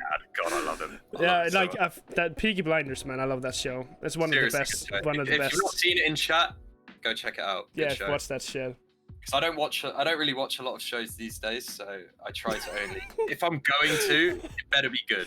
You know like, what I mean? You know, Flame is the most like, you know, like British guy I know, right? And he's like, I watch it with subtitles. Yeah, he was like, I watch with subtitles. I cannot be bothered to try and understand it. It's like, okay. Where's Flame from again? He's got quite a well-rounded English accent. Yes, he sounds like textbook English. You know what I mean? Like almost. If we call it received pronunciation here, but he's not quite there. He's almost there. He's from Yorkshire. Yorkshire. So wait, Yorkshire? Oh my bad. Yeah. Why don't you have the classic Yorkshire accent where you talk like this, or I'm just going up the road to get a cup of tea, or something like that? It almost sounds more like Irish to me, actually. I'm fucking dog shit at accents. Like I love Scottish and Irish accents. It's so heavy. That's one thing people don't realize is that there's as many accents in Ireland as there is in England. Like I've heard there's a big difference in Northern and Southern Ireland. Oh, beyond that, like even just so my grandparents on my mum's side are from this place called Killarney, which is on the west coast, fairly southern, and my dad's grandparents are from Bantry, which is right on the southwest coast, so right over here. Wait, never really sure. Southwest. Only about an hour and a half apart by drive. I can barely understand my dad's grandparents. Like, when I go back, the accent is so strong. It's like intense. Whereas the other side is like it's quite a lilting accent, quite melodic. So it can be a bit of a culture shock, you know. Yeah, it's kind of the same thing in Denmark, really, as well. Like if you go, like I live. What I'm speaking is rigsdansk, which is like the. I'm gonna try to say that. Rigsdansk pretty much means that it's like the standard. It's like Right, without like heavy accent. It's not like Western. It's not like sort of like universal. Yes, exactly. Like everyone will understand. And then if you go to Copenhagen or Northern Jutland, right? You would literally not understand a fucking word. Like they have there's like 5 Danish words for cake, almost like, and like, you know, in Rigsdansk it would be like k. K. K, yes, that's a cake. Right. And then if you go to if you go like to there, no, like if you go to like down near Germany, they would say like kach. Yeah, don't fuck, yeah, kach. I don't, not cock, but like kach with like yeah. Okay, give me 2 seconds. My girlfriend is from like northern, like all the way up. I yoinked her from up here, pulled her down to the right place, and then like I'll be right back. Yeah, get her on to say cake. Wait. My stream now, boys. Hey, boys. My stream now. Right. Can we get some chads up in the chat, please? Can we get some chads up in the chat? Any wine drinkers in chat? Have a sip. Hold on. Pace the cocks. More cock. I'll stream now. Yeah, boy. Oh no! What the fuck? Are you guys enjoying the? Enjoying the podcast? Oh no! There you go. Get the cocks in. Okay. Sorry, Sloth. I didn't say a word. No. It's okay. I mean, I have wireless headset, so you know, I'll take them with me anyway. Fucking busted. Okay, but that said, like, so we say K, and then there's downstairs. It's like kach, and upstairs in country, it would be like ko, or like you know, yeah, exactly. It's like doesn't even sound similar at all. So it's like different. Yeah, exactly. And it's like it makes no sense. So when you go like around the country, people would be speaking a fucking different language almost. Different language, yeah, and then it's like, you know, it's just weird. So I think every country has that. I think so too. I find it actually like very interesting. Yes, it can just be a bit annoying when you're trying to learn that language. You know? Yes, especially as someone who's not good at learning languages. Like, I love Australian. That's gotta be my favorite English. You're right. Yeah. I love that the way that they have a short for everything. Like breakfast is like brekkie. Brekkie. You know, don't call them a woman. Call them a Sheila. Yes. All of it. Yeah, what's up with British people calling women for birds? I don't know. I think a nice bird, isn't it? I think it links up with chick as well, because you know. Of course. Interesting. But I don't actually know where it came from. Also, like when you get drunk, you get like pissed, and like when we say pissed in America, for example, it'd be like then you're fucking angry. Yeah, no, you know. It's both here. It's both, but we do use it for like. Yeah. We use it for both, but we love saying, "Oh yeah, I'm so pissed." When you're drunk. When I get like proper drunk, I say piss drunk. You know, like I'm piss drunk. Then again, with English, I mean, you can just take any menial task, add ed at the end, and it's a word for getting drunk, like plastered, lamppost. All of these, people say anything as long as it's got the ed at the end, you're fine. You know? I mean, shit, it do be like that sometimes. It really do. I do love English language. Did you learn English in school? I mean, obviously your English is insane. Yes. English has always actually been my favorite subject in school. I do like Danish, but it's also just like such a potato language, you know. I always prefer English because I do think that it's a very important language as well to learn. Like there's nothing that bothers me more than when I go in school and I see people that have been in school for like 10 years or more, right? And they can't speak a fucking word of English, and I'm like, okay, like you can literally not work with anything, like. I can't get mad at them though. I can't get mad because like it's almost weird to comprehend. Sometimes I feel like for European people how shit English people are at other languages. Like because that is very true. It's this language. We are so bad. Like I had like 5 years of French training, and all I remember is petit pois, baguettes. I had like 3 years of German training. Je m'appelle Nils is the only thing I know. Kaput. That's it. The left indicator is broken. That's all I've got left. We just use those classes as like a piss about. Yeah, but like we have English classes from like first grade, mate. Like first grade. I guess you. So we have it for 10 years before university. Yeah, true.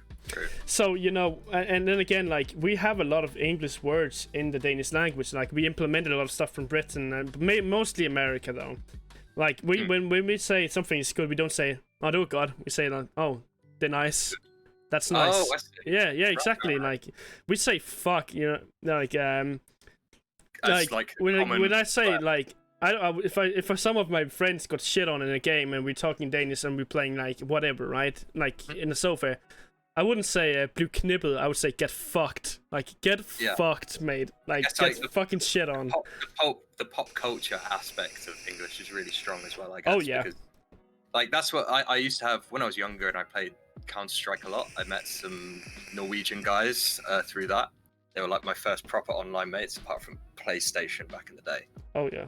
And they told me that they pretty much learned all their English from just playing Pokemon and shit and watching Pokemon when they were younger. And to them, it's just like second nature by now because they've been watching so much stuff in English all these years. See, that's the thing. What actually got me into liking English to begin with was back when I had a PlayStation 2, I was like 6 or something.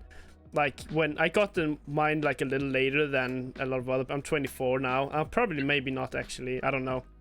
But I got a TV and I got a PlayStation. Most games were not in Danish yet at that time, actually. A lot of the bigger games like Rayman and shit, they had Danish subtitles, but they would have the English language, right? So, like, I had fun trying to understand what they were saying without reading the subtitles. So I kind of learned by having fun, and now I always just, like, I've always been good at English in school. So it's always one of those, like, subjects that I was, you know, enjoyed having. Really comfortable with, yeah, like, if it's fun to learn, you learn what's quicker, right? Like, if you 100%. I fucking hate math, and I suck at math. I hate physics. It's very interesting, though, but I fucking don't get it. Like, I just don't get it. So it's like, okay, it's a chore getting through that. And I remember jack shit from school. Like, I can do, like, basic math and shit, but, like, there's a lot of shit I can't do. But, like, languages, like, art, all this other shit, I'm much better at all that creative stuff than I am at the technical, like, mathematical stuff.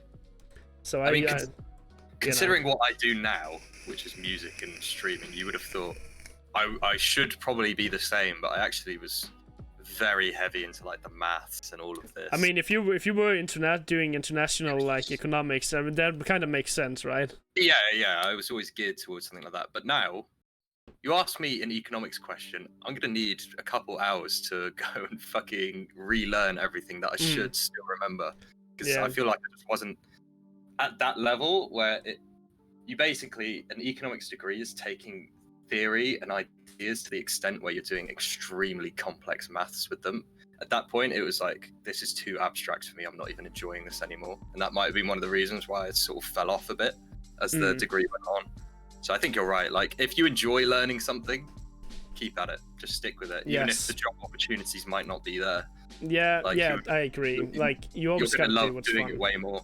Yeah, trust me. So, Yoon on Overdose asks, is it only young people that use more English? I mean, it's a very good mix, really, like, with the language for young people. I mean, because we use mostly Danish, but we, like, implement a lot of English words into our sentences. But it is mainly Danish, right? Older people use less Danish or use less English because they're not from the generation where we have all the social media, and you know that obviously influences it a fuck ton, like a humongous amount. So I mean, if you want to, anyone right now, like, you don't need to take a class. You could just learn a language online. Yep, exactly. If you want to. You can learn anything you want in the world right now online. Like, I could probably learn to build a fucking car, like, to repair a car through YouTube. Yeah. I don't even fucking know where most of the shit is in the car. I can't even drive, and I could probably learn. You could learn to drive in a fucking month on YouTube, 100%. I don't. Not legally, but like you'd know where to do, like, what pedals do what and that kind of shit. I've talked about this before. I just don't trust myself behind the awesome power of a car. That's my line. All right, because what if I fuck up? You've seen me in a pug, all right? I run into kicks 10 times in a row, all right? I don't have a lot going on up here. So what if I fucked up and hit, like, a family with kids? That's the thing, though, right? With driving, it's like you kind of almost go into, like, some kind of hyper focus where you can literally, I could be driving on the fucking like the motorway or whatever you call that, like the highway, I would not Motorway even. is right, I would right. literally not even pay attention. I'll just drive. Like I can be thinking about something completely different. The famous cam trick is back. Yeah, I need. But no. I mean, that's what everyone tells me. But still, in my heart of hearts, I just don't trust myself. That is why you get lessons, though. Like they will make it. Yeah, They'll make it stick. I just feel like I'm never gonna need to learn. As long as I stay in cities, I'll never need to learn. So. I mean that is true. There is definitely some liberty in being able to drive, right? But it also like it's very expensive having. I don't have a car. It's super expensive. I don't want to pay for it. You know. Big money sink. Yes, it really is. Every year, all the fuel. But then again, buying trains everywhere. That's also expensive. Like even just going to see my mates in London, which is a less than 20-minute train, about 20 minutes exactly. It costs more than £1 per minute to get there. Yep. And it's just like, it's very expensive. Public transport is way too expensive, honestly. It always has been. It needs to be. It's only cheap if you're a student or fucking old, really. It really depends which country you're in and like what policies they've got. Yeah, that might be true. At least in the UK, it's since they. I don't want to turn this into an economics discussion, but since they privatized it, the prices are just going up to almost untenable amounts for the people who actually need public transport. But yeah, anyway, enough of that boring shit. Okay, we have the important question for you that I always have to ask. Ass or titties? Tits to look at, ass to hold. My man. Perfect answer. It's the perfect answer. Like, it is. It really is. Sometimes you give like a pair of Tatianas a give growth, and just not much going. It's either like a bag of sand or a bag of water. I don't know which one I prefer, but you know. I mean, I'm not gonna lie. I'm an ass man, like 100%. I don't know. I wouldn't. I appreciate a big pair of badonkadonk. Oh yeah. I feel like it's just not tenable for the future. Like they're gonna have back problems, back pain, be a bit hunched over. Like I like something that makes sense, like body wise. I don't need them going like this. No, you know? no, same. Sort of meme. I don't even like that much. It's too much to handle. Like Megan Thee Stallion. I wouldn't know what to do with it. So it's just too much going on. Like, I mean, I wouldn't say no, but at the same time, too much going on. So I think like a fat ass and like the ability to cook and not being a cunt is literally the way to my heart, 100%. Like that's literally just it. Wait, can you not cook? I mean, yes, I can, but like there's something very nice about having a woman in the kitchen. Yes, no, like I mean, I obviously I'm not that kind of guy. I was like, oh yes, she has to cook, like, but yeah. But like you know, there's something nice about someone doing that for, and it's probably like a family related thing. Like your mom always cooked for you, so it's like that kind of thing, where it's just something like familiar and nice, especially if it's like a well-prepared cooked meal, you'll like appreciate it more. I seem to always end up being the one cooking. I don't know what's going on. To be fair, I quite like cooking, so I do like cooking too. I usually like offer it, I think it's fun to cook, but I haven't really done it much, so I'm a little bit of a scrub. But like I can I can follow a recipe and do like banging food, but it's not like I'm not a creative genius, right? I actually I'm no genius, but yeah, it's I feel like just if you cook at least once a week, you just retain those skills. Yeah. I should cook once a week. I literally cook never. If you're gonna take anything for this, cook once a week, because it's actually like it's fun as fuck. Some of the things, like deep frying stuff, hella Dude, fun. Yes. You can go so crazy with like what you want in the dish, like because there's 3 stages of seasoning. You can be like, I'll chuck a bit of this in there, chuck a bit of that. You feel like a wizard. If it doesn't work out, it doesn't work out. But Yeah, I agree. I agree. Like I'm like the best thing I ever made, I think, was like Wiener Schnitzels, like the ones of like calf, I don't know what you call that, like a baby cow. Right, yeah, calf. Yeah, calf, like inner thighs, and you fucking bang them with a hammer, getting them like all tendered out. Yeah, just you know, do all that shit yourself. It tastes like amazing. I really like that. Was really good. I think my favorite thing to cook, but that I don't ever because it's such a ball ache, is katsu curry. Again, being a weeb, it's just pork, deep fried, and then you cut it into slices. It's like double batter, and the curry sauce. The curry sauce apparently originally is like the Japanese got it from when there was English sailors in like the 1800s. We have this thing in England called chip shop curry, which is like a sweet sort of curry.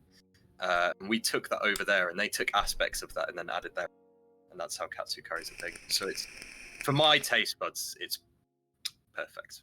One of my favorite meals to make myself is something called bruschettas, which is like I think I'm.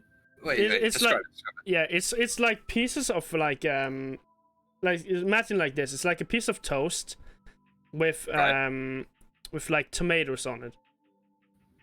Right. Like mashed tomatoes, like okay. Let me explain how I make it. Right, you take a baguette and you cut it into like slices.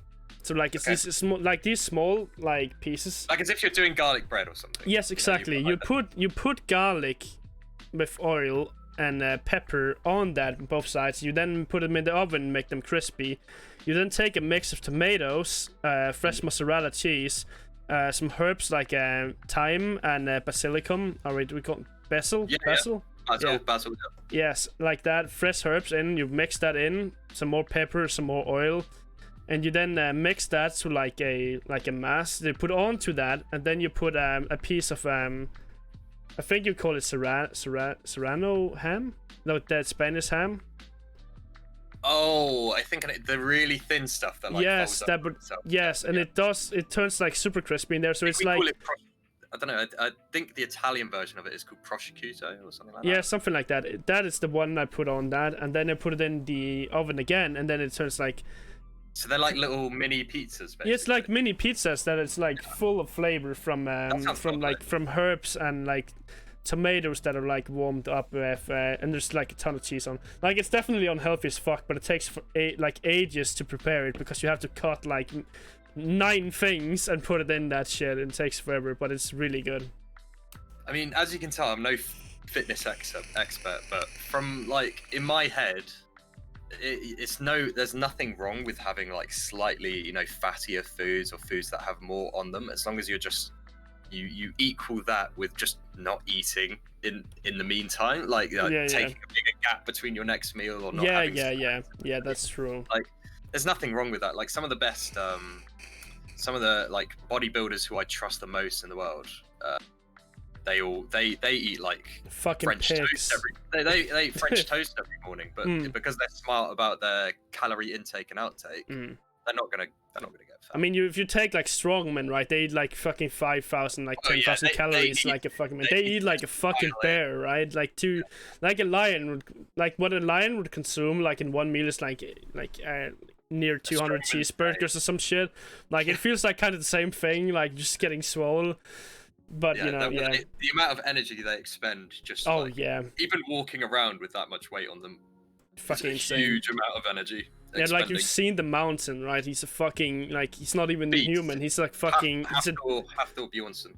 Yes, he's like a fucking half-breed between humans and giants. It's like this fucking humongous person.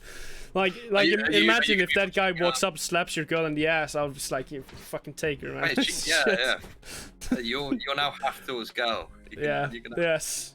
Yeah, fuck that. No, are you going to be watching? There's a big boxing match. I don't know if you're too into your fighting. UFC on later. I love UFC fighting. I never pay for it though because I'm lazy. I just watch it the day after. We're live, but yes, I buy the pay-per-view every time. You buy. But there's a boxing fight between Hafthor Bjornsson and Eddie Hall. I don't know if you know who Eddie Hall is. No, I don't think so. He's another beastly strongman. Like he's shorter than Hafthor, but he was the first one to do the 500 kilogram deadlift, which shit. Shit, my mic, sorry. They're gonna have a boxing match this year, so keep an eye out for that. I'm excited. I don't think I'll ever see men that big putting on gloves in my life.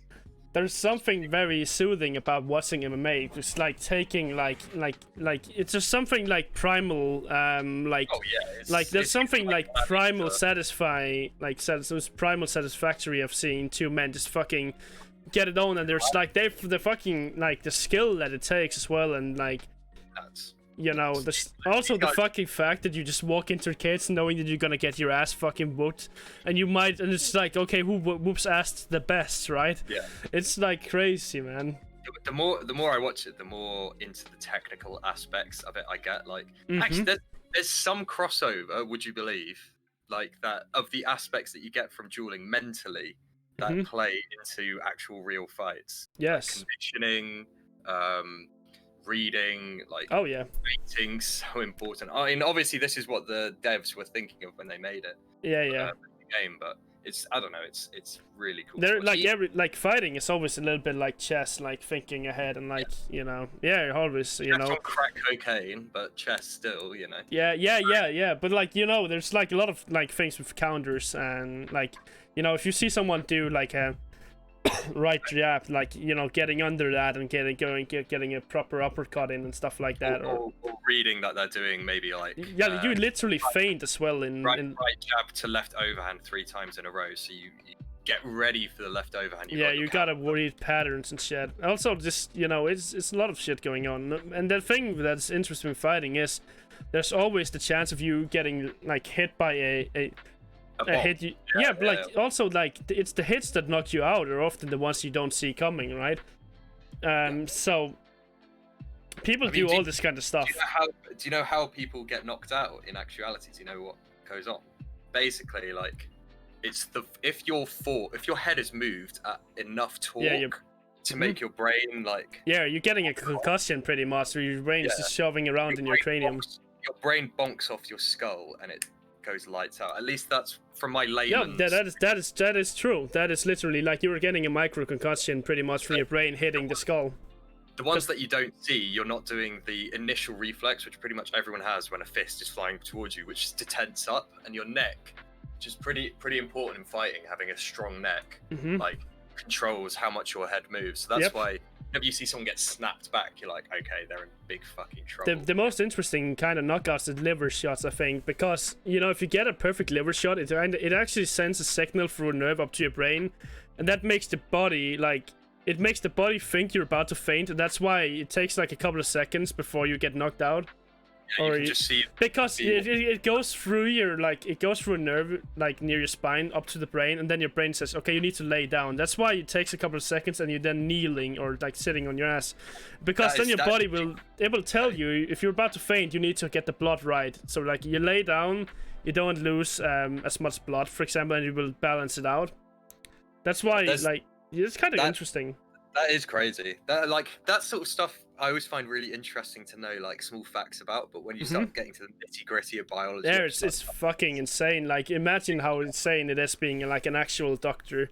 Like the amount of knowledge you have is insane, and then they really deserve like the high pay that they get. Like genuinely. Most of my mates who like left school with me to go do medicine, they're still like hard at work studying right now, and it's been about 6 years of tough studying for them. So yes, they at the end, they really do. But especially then again, we love our NHS. Yes, like it's also like one of those kind of subjects where you always learn on the fly as well. Like people come in with like weird conditions or like weird scenarios and shit where you just kind of have to think on the fly and like, okay, what could this be? Yeah. That's one thing that I felt like uni did give me, is the ability to problem solve at like a high level. Like there's a cool theory that's like things like getting a degree it's not really like, oh, you can do a set list of things. It's more a signal to your employers of the ability that you're able to go to. That's why sometimes when people go, oh, there's nothing practical about getting a degree, there is whether it's worth £50,000. Wait, does it cost money to take an education over there? Free healthcare in Denmark. Free medication. Free healthcare here as well. But like a free education here. I'm just saying. Yeah, no, it is blessed. The one thing that is good about the fact that we've always had paid unis. Well, not always, but like the one I went to is one called a Russell Group, and these unis are like, they get so many internationals coming in, so many really good research, which puts them up at the tables, which makes them more known, and that's all done through the fact that they've got loads of fucking money. So, oh yeah. I mean, it gives me. I went to a uni with a good reputation, but whether that gives me a better degree than someone else, I doubt it. It's just the way this shit works. It also depends on how much work you put in. Like, obviously, you know, like you can go to a shit school and still have a bright future if you put in the work, you know. Because 100%. yeah, I don't think in actuality any school is shit. I mean, there might be off cases where you actually have dreadful departments, but I think overall that it's very rare to have a completely shit uni. Oh might yeah, just be less known or very specialized into a few subjects. I do think professors and teachers overall is also one of the main reasons if you learn like proper, because like a good mentor kind of thing going on in schools, like a really good professor that really is passionate about what he's teaching, you get way more engaged in that and you want to do more. You know, like having the most dull fucking boomer, the crustiest motherfucker you can imagine, will literally make you fall asleep in classes. Having someone entertaining that actually gets how to communicate with people is like, it makes it much more enjoyable. You will enjoy classes way more if you're engaged with what's going on. That's why my brother's like, he's doing some PhD stuff. Oh really? He's finished his PhD. Yeah, holy both shit. my brother and sister are. But he's doing a lot of like teaching at uni now, and he loves his subjects so much. Like the passion that comes off him when he's talking about it is insane. So I imagine his students actually quite enjoy this. Yeah, 100%. Like there's nothing more like Rewarding. yeah, exactly, than having someone that really cares about what they do. And it generally shows that no matter what you do, like if you don't care for what you're doing, there's no point in doing it to begin with. And I do think a lot of people in life, they just do what they're good at without necessarily wanting it, just because that's the easiest path to money. And in the society we live in, where money is literally mostly like it's like the goal for most people. It's like, I mean, I'd usually agree with you there, like principally. But like me being in the situation that I'm in, I can completely understand someone who's gonna put money over, you know, enjoyment, because sometimes it's just a necessity. Yeah, exactly. And I think people kind of get stuck in habit, like, okay, yeah, I don't really like my job, but I need the money, so I have to hang on to it. Like, and then they kind of like lose their ambitions for the other stuff over time. Like, if you're stuck in the same job for like 5 years and you're not really enjoying it, you know, you can also get the feeling that following your dreams is too late. Or maybe it doesn't, like it's not possible now, but it always is possible to some degree, right? But you just have to make like big changes.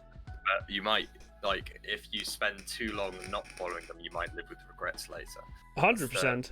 It's the one idea that I've tried to follow. That's sort of why I've not immediately gone through, because I feel like I could probably get a job, like something decent, something solid.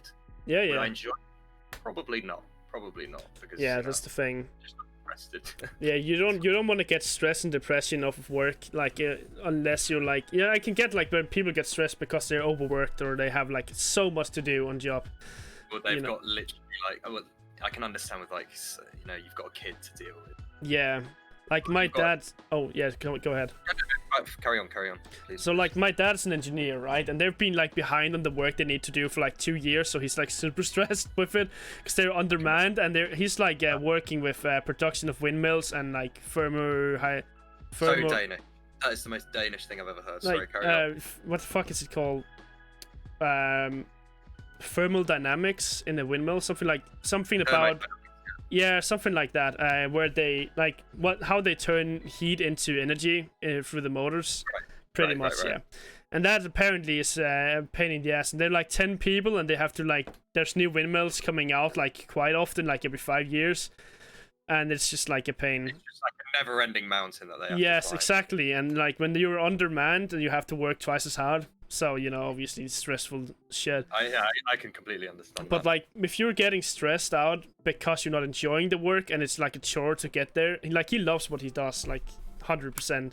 But if you don't, you will still get the same stress and you're not getting the reward out of doing a nice piece of work because you're not enjoying it. It's a chore. Other than monetary gains, which I feel like when you're not in a bad situation, after you get past the point, it's just numbers adding together. Like some people's goals in life seem to be like to build up, which I think is like fairly fucking respectable, is where they're like, I want to build up enough to know that I'm comfortable, get my first house, of course, and then I can start following my passions.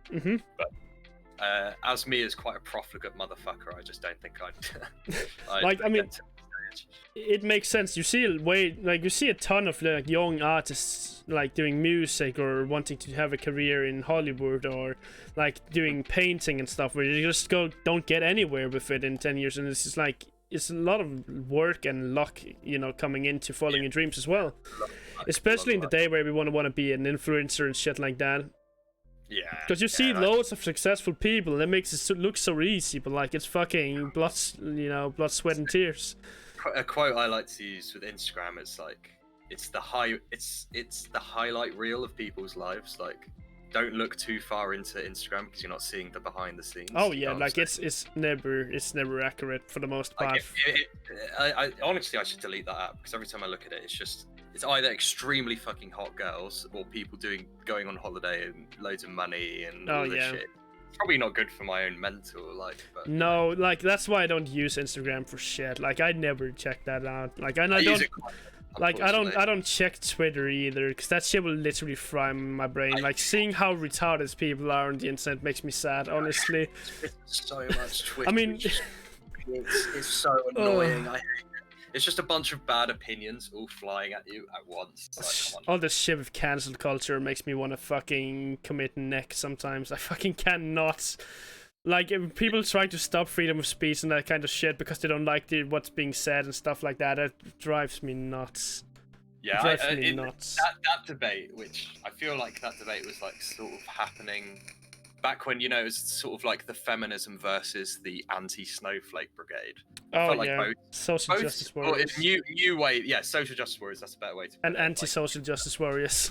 Yeah, I always thought both sides of this argument are as fucking annoying as each other. Like, I hate both of them just as much. Like, just shut up. Just stop talking. Stop arguing. Yeah, that's the thing. Like, yeah. You know?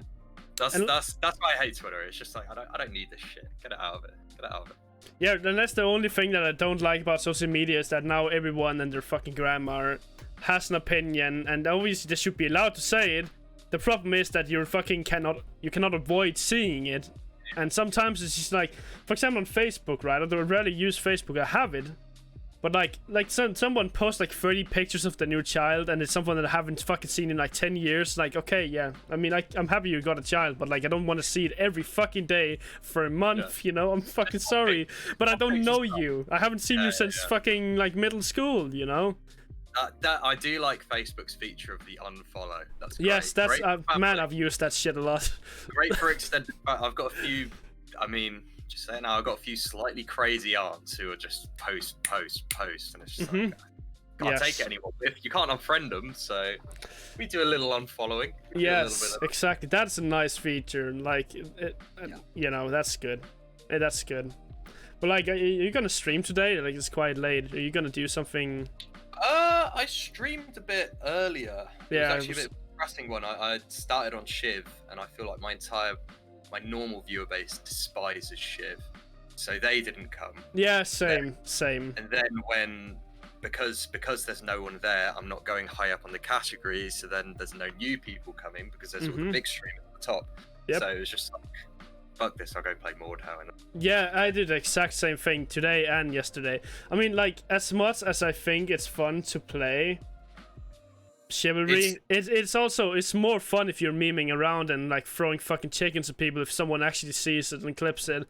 It's not the same when you're just laughing for yourself, and there's gotta be someone to laugh with you. That makes the experience much better. I think what I might do next time, and also probably wait a little while for the Forsons, etc., to get bored of it, because they will. Yeah, 100%. Is probably start with Mordhau and then move to Shiv, because then it might retain at least like half of them. That's what I did earlier, but then again, it's still ended up for like 80% leaving. Off, right? Yeah, 80% ended up leaving after like 15 minutes, anyways, and they watched someone else playing Mordhau, I'd imagine. Because like Like, it would be more entertaining for them to watch if they could also play, you know? But, like, a lot of people don't have the beta key, and so they cannot join in. And when they can't join in, it's not really the same. Like, what would you... Go ahead, go ahead. I saw you actually play with, like, a good amount of viewers, like, yesterday. And then I wanted to join in, and my internet literally shut itself for, like, an hour. And I was like, oh, fuck me, man. I even got the server name, but then the chat wasn't working anymore, and I couldn't find it. I was like... Bruh. That was actually like, because it is still not many people in there. It wasn't exactly a booming stream, but it was actually still a load of fun. We had a bunch of more guys all joining the TDM, playing together. Everyone was enjoying themselves, I thought. So yeah, I feel like it's got a lot of potential.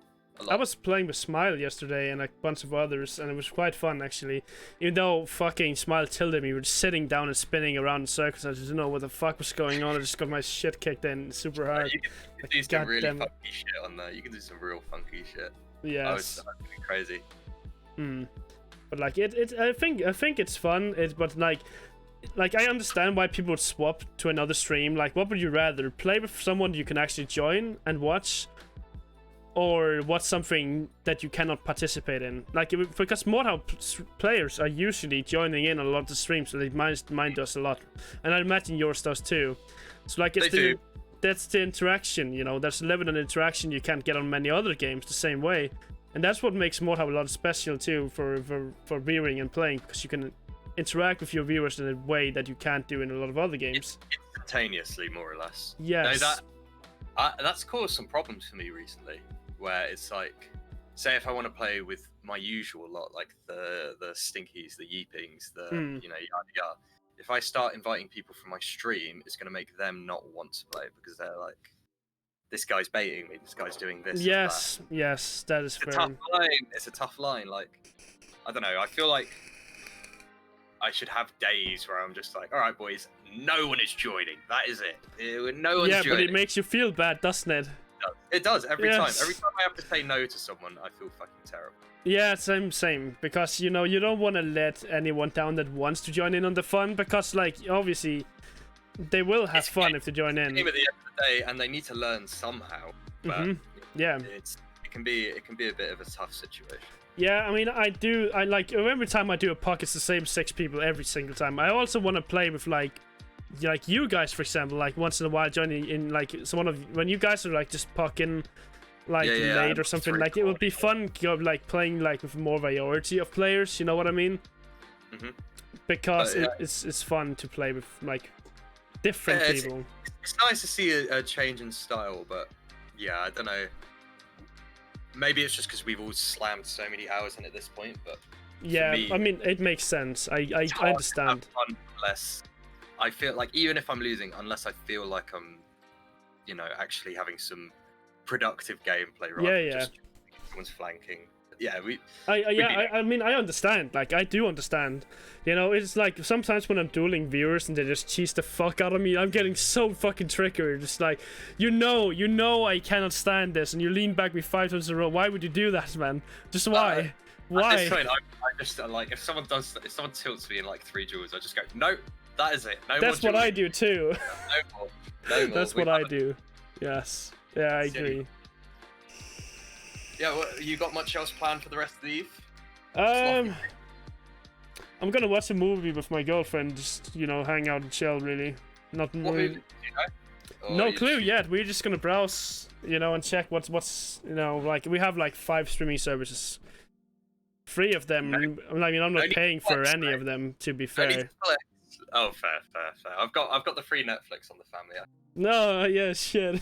So yeah, like, we're just gonna look through like what's anything new added. You know, there's always something you can watch, right? And it's not really about what you watch, but like what you're like, you know, being together. Yeah.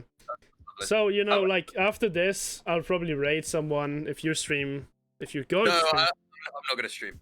Okay, well, Drunken Jesus is probably gonna stream if he's not already streaming. Let me have a look.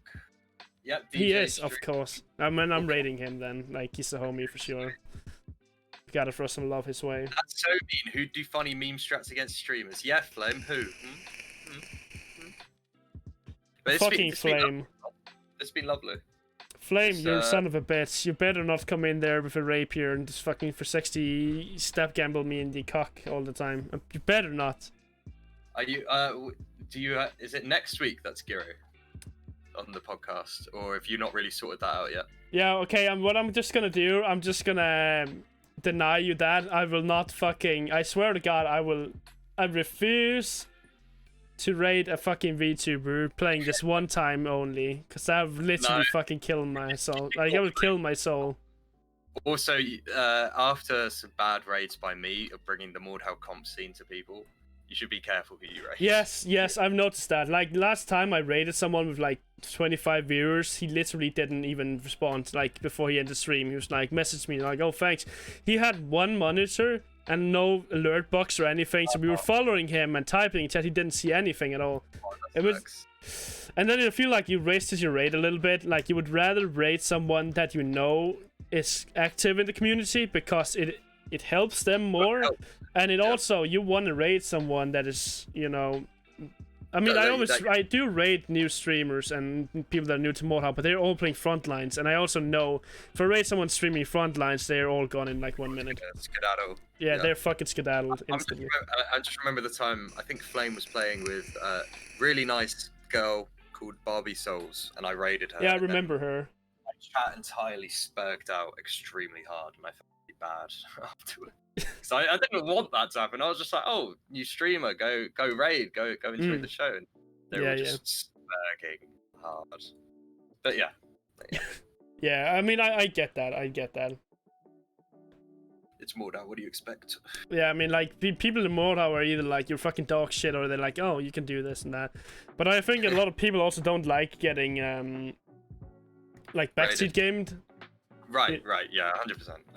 I don't like it some of the time, unless... I mean, if it's helpful advice, then it's fine. I feel like, oh, you fucking scrub, just parry, and it's like... I mean, there is this meme when it's like, oh, what the fuck am I doing? And then, like, people, like, smile or give bread or fucking boons, like, just parry. Like, that's good banter, It's the people who are legitimately trying to give you, like, bad advice. That's what I don't like. Yes, and like, obviously, like, when you were like in that 1v4 situation and you fucking suck cock and balls at SKM and just parry, it's like, I'm trying, man, I don't know what the fuck you want from me. It's easier hard. Said than done, buddy. Yes, it's so hard. Yes. You try being in a game with 4 fucking high level players, right? See what happens. Like, I feel like I'm fucking getting gangbanged every SKM, but you know, if I learn from it, then it's fine. Like, I generally don't mind losing as long as I don't feel like someone is just abusing some shit. Like, you know, like, the worst part is if you feel like you're getting abused and you're not, like, you know, learning from it. Obviously, you learn from anything, really, if you really want to, but... If you if you're fighting 4 rats with a mole that literally just switches off the people and fucking, like, I can't remember who it was, but there was someone that gave his teammate a parry and did it for 60 bunk on me, a fucking instant rage quit. Like, he gave his teammate a fucking parry and he for 60 riposted me and killed me in one swing. The fastest rage quit I've ever done. It's a classic. I mean, it's smart, but it was like, man, what even in the fuck? It was like my second day of playing this game as well. It was like, man, fuck this. What the fuck is this shit? We usually only save the team riposte for BM, to be honest. Yes, yeah, and that was exactly what they were doing. They were fucking 4 rats instead of fucking hate rats. They all swapped to rats and just fucking farmed me. Other than rats, generally pretty much everything in the game is busted. That's what I've learned, so... Just take it as it comes. Like, if someone's rapier backing you, there is a counter. I promise. You just gotta find it. You just gotta find it. Yeah, it's true. It is. It can be a pain though, but you know, shit. It's like in the end of the day, it's a fucking game, right? It's not like you're gonna fucking come and like fucking steal my money or like fuck my girlfriend or some shit like that. You know, like like in general, what's the worst that can happen? Like, it's a fucking game.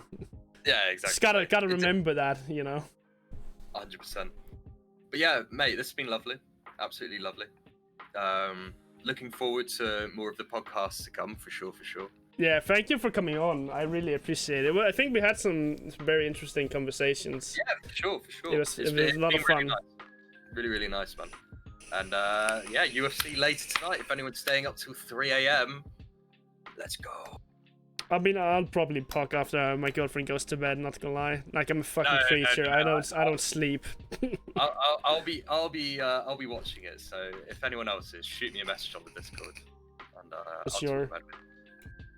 All right, man. I'll see you soon. Yeah, see you, man. Thank you for stopping by. It's been lovely. Ciao, ciao. Yeah, bye-bye.